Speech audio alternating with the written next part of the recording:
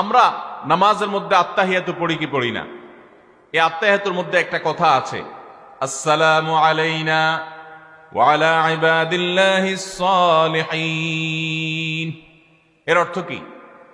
এর অর্থ হলো, হে আল্লাহ, নামাজের মধ্যে নামাজরত অবস্থা দোয়া, এখানে দোয়া করছে মুসল্লি, হে আল্লাহ আসসালামু আলাইনা, আল্লাহ আমার প্রতি শান্তি বর্ষিত হোক, আমাদের প্রতি শান্তি বর্ষিত হোক, ওয়া আলা ইবাদিল্লাহিস সালিহিন, এবং আল্লাহর যত নেককার বান্দা আছে সারা পৃথিবীতে, সারা দুনিয়াতে যত নেককার বান্দা আল্লাহর আছে, এই সকল নেককার বান্দাদের প্রতি আপনি শান্তি বর্ষিত করেন।